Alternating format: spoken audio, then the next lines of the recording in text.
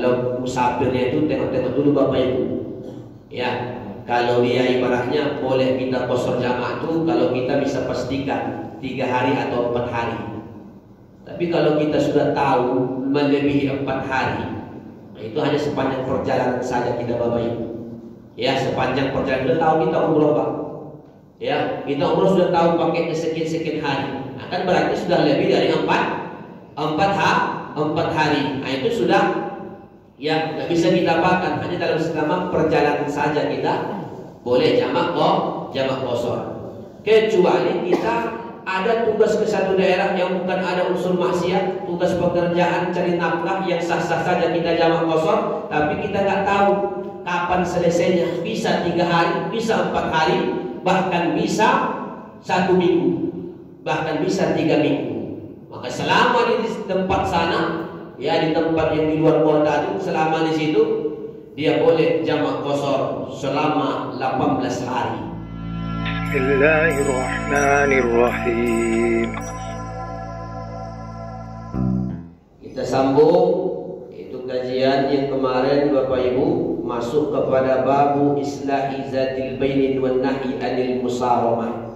Yang mana di sini ada satu riwayat waruya an ba'di sahabati, diriwayatkan daripada sebahagian sahabat Rasul Nabi Muhammad sallallahu alaihi wasallam. Karena qudwah kita di samping Nabi Bapak Ibu adalah para sahabat. Para sahabat adalah orang yang beriman dengan Nabi, beriman dengan Nabi, mengikuti segala apapun yang diperintahkan oleh Rasul. Walaupun para sahabat Nabi tentu berbeda level-levelnya. Ada yang level dari kalangan mereka, ada yang ulama, ada yang biasa macam kita. Profesinya pun sama Bapak Ibu, macam kita. Cuma sebahagian mereka ba'da wafati Rasulullah, setelah Nabi wafat, qad tasharu fil ard, mereka menyebar. Ada yang ke Yaman, ada yang ke daerah Palestina, bahkan ya di beberapa negeri, bahkan ada ke daerah India. Ya, mereka menyebar setelah wafatnya Rasul sallallahu alaihi wasallam. Karena sahabat Nabi Bapak Ibu tidak sedikit, 124.000 orang. Bahkan ada didapati makamnya sampai ke Cina, bahkan ada di beberapa Sumatera, ya, dengan beberapa dalil-dalil bukti yang ada. Kenapa? Saking banyaknya jumlah para sahabat Nabi sallallahu alaihi wasallam. Mereka adalah sebagai kelompok orang-orang yang Allah ridha terhadap mereka, dan mereka pun ridha terhadap Allah Subhanahu wa ta'ala. Nah, itulah para sahabat Nabi. Ya, jadi makanya para ulama mengumpulkan beberapa kitab yang membahas tentang biografi sahabat-sahabat Nabi sallallahu alaihi wasallam supaya kita jadikan sebagai panutan dan qudwah. Ya, dalam kehidupan sehari-hari. Ada sahabat yang dalam hal pedagang, ini contohnya. Kalau dalam hal ilmu, ini sahabat contohnya. Ya, dalam hal ya kebijakan kepemimpinan, ini sahabat yang sebagai contohnya. Jadi di antara sahabat ini juga lengkap ya sebagai qudwah kita, contoh kita. Inilah di antara riwayat mereka Bapak Ibu yang dimuliakan Allah Subhanahu wa ta'ala. Kata beliau, man azaza, siapa yang lemah an samaniyatin fa'alaihi bisamaniyatin ukhra. Kalaulah seseorang tak bisa melakukan satu perbuatan, hendaklah dia jangan abaikan juga perbuatan yang lain. Ini Bapak Ibu riwayat. Ketika kita tak bisa melakukan sesuatu, ya satu amal, jangan abaikan juga amal yang lain. Karena ya dalam hal kebaikan ini Bapak Ibu banyak amal. Dalam hal kebaikan menuju kebaikan banyak sekali. Jadi orang mukmin tidaklah ketika dia tak bisa melakukan sesuatu, bukan berarti dia tidak bisa mendapat peroleh pahala dari sisi yang lain. Liyanala fadlaha, agar kita terus memperoleh daripada satu fadilah atau satu keutamaan. Kalau di kitab ini Bapak Ibu ada kurang lebih sekitar 8. Tapi kalau digabung-gabungkan nanti banyak Bapak Ibu. Ya, termasuk nanti kalau kita ini liman arada fadlas safar, siapa yang ingin mendapatkan fadilah dalam hal musafir, dapat sunnahnya Bapak Ibu, fal yaktasiru fal yuqassiru minas shalah, hendaklah kita gunakan rukhsah dari Allah, yaitu adalah fal taksiru minas shalah. Fal taksir itu kalau diartikan berarti mengkosor sholat. Itu siapa kita sunnah, Bapak Ibu. Ibaratnya ketika kita gunakan rukhsah, karena kata Nabi itu adalah merupakan sedekahnya Allah. Nah, ini Bapak Ibu. Jadi ketika sunnah hukumnya, maksudnya apa? Walaupun ibaratnya zuhur jadi 2 rakaat, tapi yang 2 rakaat itu justru lebih berkualitas, dapat sunnahnya. Ya, walaupun ibaratnya zuhur 2, asar 2 rakaat, isya 2 rakaat, tapi ketika kita dalam keadaan sabar, justru walaupun 2 rakaat itu kalau dibanding dia kata para ulama dengan yang 4 saja, justru ya simpel perbuatannya tapi besar padilahnya. Nah, ini Bapak Ibu yang dimuliakan Allah Subhanahu wa taala. Kenapa? Karena itu adalah ibaratnya sedekahun minallah. Kata Nabi dalam hadis yang sahih Bapak Ibu, itu sedekah dari Allah. Kalau sedekah dari Allah, falyataqabbalu, hendaklah diterima. Nah, ini Bapak Ibu, ini yang bersedekah siapa? Allah, hendaklah kita terima. Ya, makanya kalau nanti kita melakukan safar, yang safar itu nanti dengan jarak, yang nanti kita bahas sedikit Bapak Ibu, walaupun itu dalam ranah fikih, ya, maka lebih afdal nanti kita kalau tengok jaraknya nanti Bapak Ibu, kita ambil momen ini sedekah dari Allah Subhanahu wa taala. Macam-macam sedekah dari Allah. Ada sedekah dari Allah itu Bapak Ibu ketika kita sedang puasa.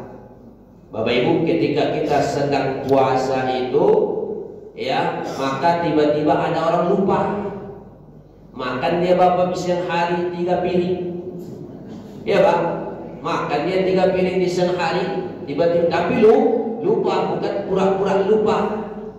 Jadi makan dia Bapak Ibu kalau puasa walaupun 3 piring sampai 4 piring, asal dia lupa, lam yubtil shaum, tidak batal puasanya.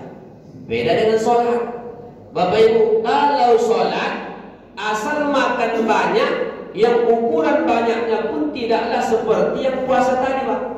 Kita sholat andai kata di atas kepala korek kita makan, walaupun lupa ketika sholat, itu membatalkan sholat. Itu Bapak Ibu.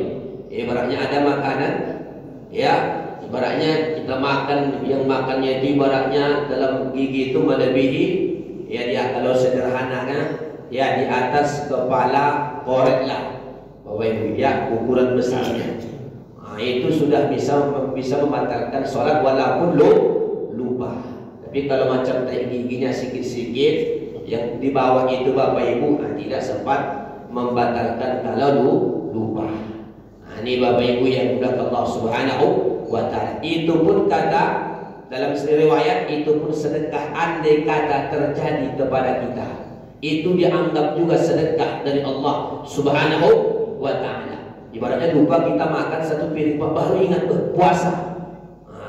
Nah, sementara kita puasa, andai kata mungkin bisa terjadi sama kita itu Bapak Ibu, lupa kita Bapak Ibu.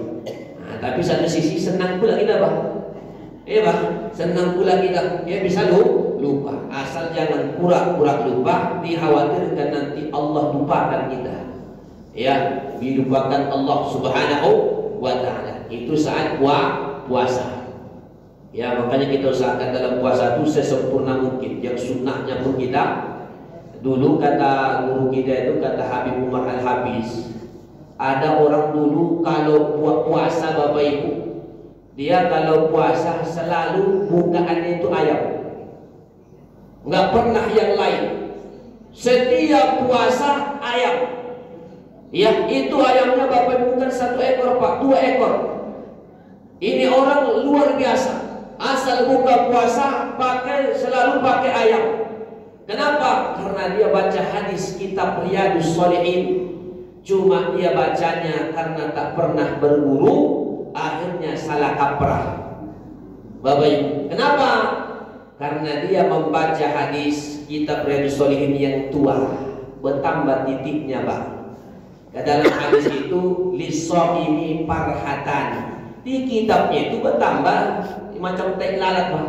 Li ini bagi orang yang puasa, li farkhotani, antara hak dengan kho.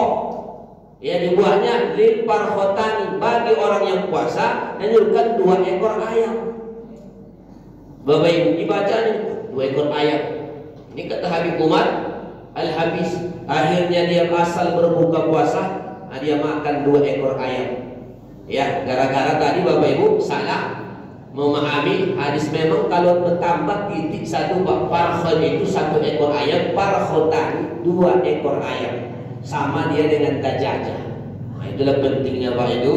Ya, sama dia seperti ada orang yang dapati tanpa dia bertanya dulu, dapati ada buku di situ sebutkan hadis. Ya, hadisnya itu bahwa habbatus saudai dawa'un min kulli da', bahwa habbatus sauda, biji yang hitam, adalah obat daripada segala penyakit. Antara habbah itu bertambah titiknya bolong sedikit Pak. Ya, namanya sudah orang tua kadang-kadang dibacanya hayatus sauda. Haya itu ular yang hitam. Kalau detikan cari kamus dia Pak. Apalagi sekarang di HP bisa kamus cari hayatus saudae dawa'un min kulli da'. Ular yang hitam adalah obat daripada segala penyakit. Akhirnya carinya ular hitam Pak, diambilnya, mati kontan kawan tua.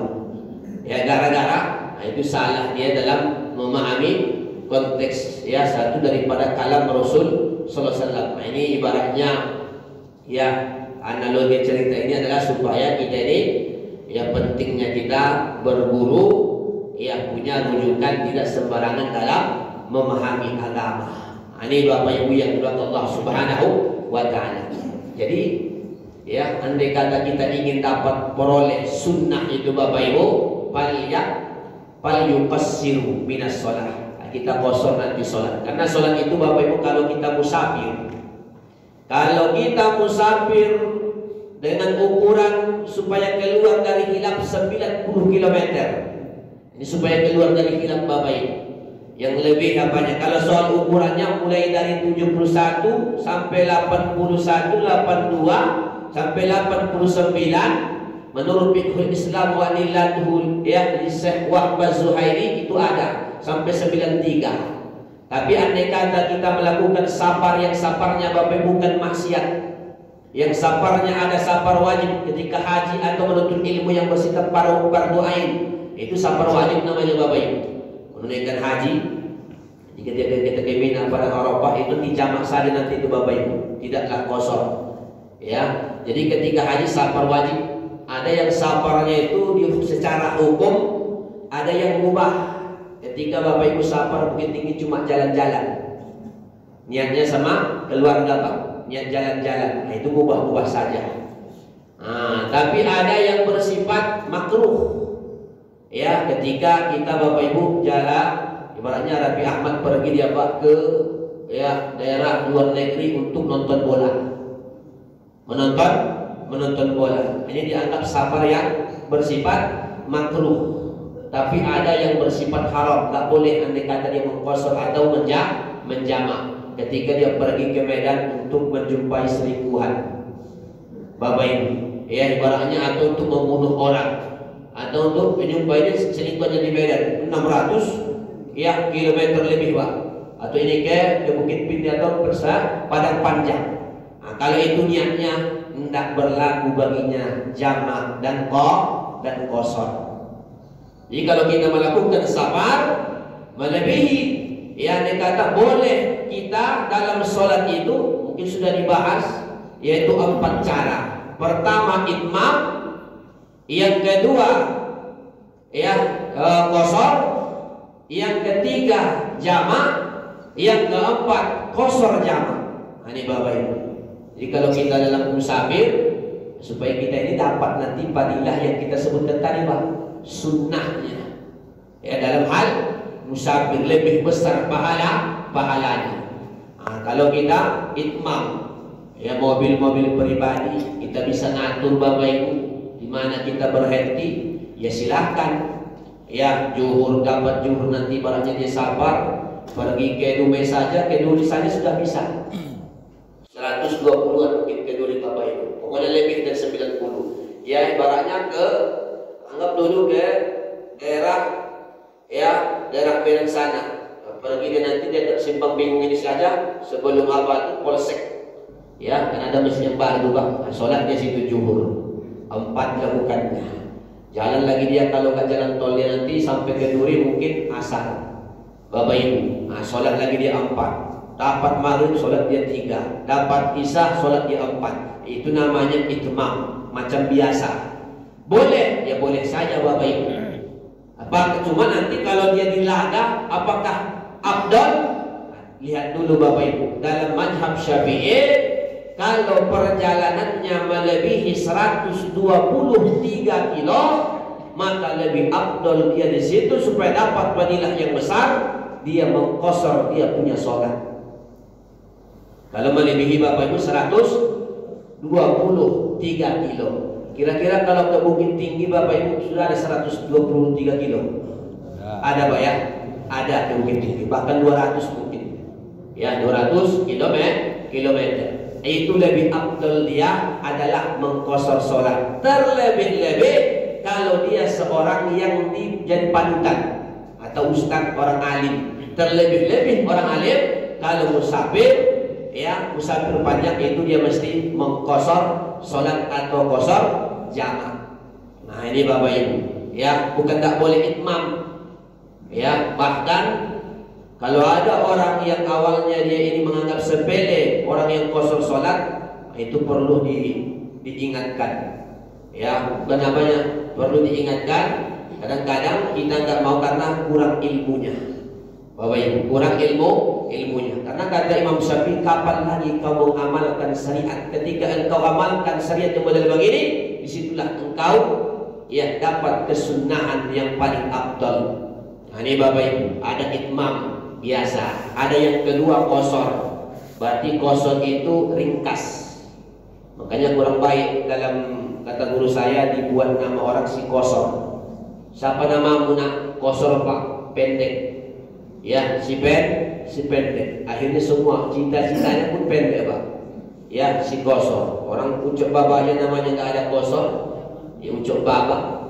Ini Bapak Ibu yang dimuliakan Allah Subhanahu wa Ta'ala. Berarti kalau qasar ringkas, yang bersifat 4 rakaat jadi 2. Karena dalam sholat 5 waktu yang 4 cuma zuhur, berarti boleh 2. Yang asar berarti boleh 2, boleh diqasar. Isya berarti boleh diqasar. Yang tak boleh diqasar maghrib dengan subuh. Nggak bisa Pak Ibu ya, maghrib diqasar. Jadi 1,5. Nah itu mazhabnya itu mazhab Imam Samudra itu Pak, atau mazhab Panji Gumilang. Nggak mungkin dia ya maghrib nggak bisa diqasar. Subuh juga nggak bisa diqasar menjadi 1 rakaat. Itu tidak ada syariatnya Bapak Ibu yang dimuliakan Allah Subhanahu wa Ta'ala. Nanti sampai kita melakukan perjalanan dari rumah sampai di sana nanti dapat masjid, ya paling tidak sudah keluar kita dari batas minimal 1 kecamatan lah, yang ada 1 pos polisinya, ada kantor kecamatannya. Itu sudah kita dianggap sabar. Sholat kita berarti 2 rakaat, dapat asar 2 rakaat, dapat maghrib tetap 3 rakaat, dapat isya 2 rakaat, ya subuh tetap 2 rakaat. Cuma ini kan kadang-kadang Bapak Ibu kalau kita ini ya kita bisa atur. Tapi kalau macam bis atau rel kereta api, ya mungkin kita nggak kuasa menyampaikan kepada apanya, berhenti, gimana itu Bapak Ibu? Ya, beratnya Jakarta Surabaya. Kita gak punya kuasa, dia kata ya, kalau kita nggak apa tinggal sholat ya, gimana solusinya? Ya dalam mazhab Syafi'i tetap dia dimanapun keadaannya Bapak Ibu tetap wajib sholat di keadaan itu, tetap dia melaksanakan sholat. Hanya saja nanti as-sholatu li hurmatil waqti, hanya saja dia nanti sholat menghormati waktu. Andai kata dia sampai nanti dia qada atau ulang sholatnya. Itu Bapak Ibu. Ibaratnya jangan dia sempat orang yang memang mengabaikan, menyepelekan ibadah sholat ketika dia tak punya kuasa. Baik waktu sholat ada. Ibaratnya kalian dalam melakukan satu perjalanan, walaupun ada mazhab ya pendapat yang kedua dalam mazhab Syafi'i, ya ini kadang terpaksa sedemikian, ya sah-sah saja nanti setelah sampai dia baru di kodonya. Ini Bapak Ibu yang dimuliakan Allah Subhanahu wa Ta'ala, andai kata kita ini ibaratnya satu perjalanan, dari segi waktu nggak sempat kita melakukan satu ibadah. Jadi nggak apa-apa kalau dalam keadaan turun sedemikian, namanya sholat menghormati waktu. Nggak bisa lagi Pak menghadap kiblat. Ya, nah, makanya dia dianggap nanti dia hanya menghormati, dipakai itu dalam mazhab kita Syafi'i, dipakai menghormati waktu itu. Ya, cuma nanti dia diulang atau dikodok ketika di waktu yang lain. Nah, ini Bapak Ibu yang dimuliakan Allah Subhanahu wa Ta'ala. Baru ada bentuk sholat tidaklah qasar tapi jamak, berarti penggabungan. Isya berarti kalau dia zuhur boleh ditarik asar ke waktu zuhur, atau zuhur ditarik ke waktu asar. Kalau dia maghrib dengan isya berarti isya boleh ditarik ke waktu maghrib, atau maghrib ditarik ke waktu isya. Karena jamak ada jamak takdim, ada jamak takhir. Nah, kalau dia jamak yang bisa cuma zuhur ke asar, ya asar ke maghrib nggak bisa. Ya, atau isya ke subuh ya nggak bisa Pak, atau isya ke subuh nggak bisa, atau subuh ke zuhur nggak bisa. Yang bisa hanya zuhur ke asar, maghrib ke isya, itu namanya jamak. Nah, itu kan sholat jamak penggabungan. Cuma kalau jamak ini ya tidak selamanya dikarenakan dengan safar. Ya boleh kalau kita sakit, Bapak Ibu, sebabkan sakit itu boleh jamak dalam syariat. Sakit kita digabungkan antara zuhur tarik ke asar, atau asar ke zuhur, atau maghrib ke isya, atau isya ke maghrib. Namanya jamak. Ya sakit, atau bahkan hujan lebat. Ketika maghrib hujan lebat boleh dalam hal itu, walaupun jarang nampak di sini dapat kita dilakukan. Tapi di daerah-daerah Syarqul Ausat, Timur Tengah itu sering biasa. Kalau lebat hujannya Bapak Ibu, karena beda kadang-kadang hujan di sana Pak, yang iklim-iklimnya itu lain. Ya, jadi boleh dia, ya, bahkan kalau dia bersifat dikembangkan oleh para ulama, kalau dia jamak nanti, ya tak mesti jarak tempuhnya 90 kilo, andai kata macet tiba-tiba yang menyebabkan berjam-jam sudah kita pastikan. Menurut kebiasaannya kalau macet ibarat di tol ini atau di jalan ini, itu bisa menghabiskan waktu 3 jam 4 jam, yang akan nanti bisa tinggal satu ibadah. Itu boleh dikala itu jamak. Begitu juga yang bersifat qorib, yang sudah dibahas ulama kontemporer, yang bersifat ibaratnya samping macan, pengantin baru jangan sempat meninggalkan ibadah sholat. Ya boleh dikala itu dia jamak. Itu kalau jamak saja. Kalau qasar tidak boleh, melainkan melalui hanya musafir. Nah, kalau jamak bisa Pak. Ya, kalau jamak bisa. Baru yang keempat, jamak plus qasar. Nah, ini Bapak Ibu, jamak plus qasar. Berarti zuhur ya 2 rakaat, ya asar juga 2 rakaat digabung. Berarti kita hanya melakukan dua. Maghrib 3 rakaat, isya 2 rakaat. Cuma ya mesti dilengkapi persyaratannya. Ada syarat-syaratnya Bapak Ibu. Ya, syarat-syaratnya kalau dia ibaratnya jamak takdim, kita mau sholat di Bapak Ibu, asar ditarik ke zuhur, berarti namanya jamak takdim. Syaratnya ya kita itu mesti tertib. Nggak boleh Bapak Ibu asar dulu baru zuhur. Kalau jamak takdim nggak boleh asar dulu baru zuhur. Syaratnya wajib zuhur dulu baru asar, dan nggak boleh ada jarak. Ibaratnya Bapak Ibu sholat kita dulu 2 rakaat, ibaratnya Allah ya kalau mau dipakai usulinya sebenarnya gak usah kita persulit, cukup dalam hati saja, karena itu menjadi niat. Karena kadang-kadang ada orang saya nggak mau qasar sholat Ustaz, jamak qasar, nggak tahu saya lapas niatnya.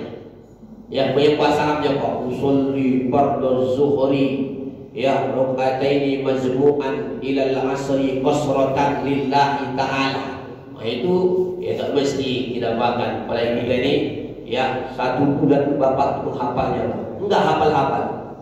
1 bulan itu aja solid. Nah, padahal itulah lapasnya. Padahal juga saya sholat zuhur 2 rakaat dalam hatinya. Saya sholat zuhur 2 rakaat dijamak ya dengan asar dan qasar sekaligus lillahi ta'ala. Karena niatnya itu nanti ya di sholat yang pertama itu Bapak Ibu. Ya, niatnya itu yang nanti apa itu hanya sholat pertama. Ibaratnya kita sholat qasar jamak takdim nih Bapak Ibu, sekaligus qasar. Niatnya itu pas sholat pertama saja. Kalau pas sholat asarnya itu normal. Ibaratnya sholli fardhu zuhri ya raka'ataini majmu'an ilal asri qasratan lillahi ta'ala. Ya salam, sholat asar lagi kan 2 rakaat lagi Bu. Itu normal saja niatnya. Sholli fardhu asri raka'ataini lillahi Allahu akbar, selesai. Jadi yang pertama saja yang pasang niatnya penggabungan dan plus qasar. Supaya lebih gampang Bapak Ibu kita pahami. Nah, jadi ya syaratnya nggak boleh ada jeda antara zuhur tadi dengan asar. Nggak boleh seperti kita Pak mengelontok dulu Pak. Di pertengahannya itu Pak nggak boleh. Yang boleh hanya qomat, sunnah qomat. Kita bawa rombongan nih Bapak Ibu qomat. Allahu Akbar, Allahu Akbar. Asyhadu an la ilaha illallah, asyhadu anna Muhammad. Itu baru sunnah. Lalu walaupun qabliyah, ba'diyah Ustaz. Ya ba'diyahnya itu ya ibaratnya maghrib isya kita sholat jamak qasar takdim Allahu Akbar habis maghrib langsung kita nggak boleh dijeda walaupun ba'diyahnya letaknya bukan di sana Bapak Ibu. Allahu Akbar habis maghrib salam sholat isya 2 rakaat habis ini habis sholat apa nih isya tadi ini yang 2 rakaat tadi di waktu maghrib habis itu baru kita sholat ba'diyah maghrib Allahu Akbar 2 rakaat. Habis itu baru ya qabliyah isya Allah berdua rakaat. Habis itu baru lakukan ba'diyah isya Allah Akbar. Kalau begitu kita dalam musafir Bapak Ibu paling cepat masuk surganya. Ya semuanya dilakukannya cepat nanti masuk surganya. Ya paling tidak yang intinya saja jangan ada jeda, jangan ada jarak di antara sholat. Antara satu ya sholat dengan sholat yang lain. Ada yang penting Bapak Ibu sederhana sebenarnya. Ya sederhana sebenarnya.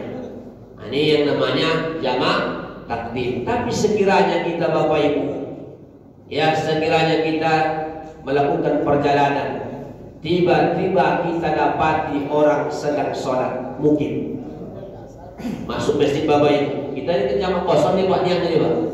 Kita dapati orang sholat. Ya, ketika kita dapati orang sedang sholat, maka boleh saja kita ikuti orang yang mungkin ini. Hanya saja kita nggak boleh ya mereka 4 kita 2. Ya wajib kita sempurna. Ya wajib kita sempurna. Kalau mereka zikir kita jangan ikut zikir. Langsung ajak rombongan kita tadi untuk menyambung sholat kita. Kalau begitu masih sah, Bapak Ibu. Kalau gitu sah. Atau cara yang kedua, habis itu mereka salam, kita datang kelompok yang sama bersama tadi kita sholat berjamaah, jamak qasar. Jadi ketika penting jangan dia nanti habis salam tuh nggak boleh dia duduk di situ ikut zikir dulu baru sambung. Nah, itu tidak sah lagi. Nah, ini Bapak Ibu yang dirahmati Allah Subhanahu wa taala. Nah, itu yang berkaitan terhadap jamak qasar. Ya, kalau musafirnya itu tengok-tengok dulu Bapak Ibu. Ya, kalau dia ibaratnya boleh kita qasar jamak itu kalau kita bisa pastikan 3 hari atau 4 hari. Tapi kalau kita sudah tahu melebihi 4 hari, nah itu hanya sepanjang perjalanan saja kita Bapak Ibu. Ya, sepanjang perjalanan sudah tahu kita umroh Pak. Ya, kita umroh sudah tahu pakainya sekian hari. Nah, kan berarti sudah lebih dari 4 4 hari. Nah, itu sudah ya nggak bisa kita dapatkan, hanya dalam selama perjalanan saja kita boleh jamak qashar. Kecuali kita ada tugas ke satu daerah yang bukan ada unsur maksiat, tugas pekerjaan cari nafkah yang sah-sah saja kita jamak qashar, tapi kita nggak tahu kapan selesainya. Bisa 3 hari, bisa 4 hari, bahkan bisa 1 minggu, bahkan bisa 3 minggu. Maka selama di tempat sana, ya di tempat yang di luar kota itu, selama di situ dia boleh jamak qashar selama 18 hari. Selama 18 hari. Kalau nggak tahu dia kapan selesai selama 18 hari dia boleh jamak qashar saja selama itu. Ya, selama 18 hari batasnya dalam ukuran fikihnya. Ini Bapak Ibu yang dimuliakan Allah Subhanahu wa taala. Nah, kalau dia ibaratnya mau melakukan jamak takhir, yang penting niatnya sudah dipasang di waktu sholat pertama. Itu Bapak Ibu. Kalau dia niatnya jamak takhir, ibaratnya zuhur asar, berarti zuhur itu ditarik di waktu asar. Kalau jamak takhir Bapak Ibu nggak mesti tertib, boleh asar dulu baru zuhur atau zuhur dulu baru asar. Cuma niatnya tadi sudah dipasang waktu zuhur. Kalau nggak dipasang di waktu zuhur niat jamak takhir, maka tidak sah jamaknya. Nanti zuhurnya dianggap tidak sah, jadi qada jadinya jatuh.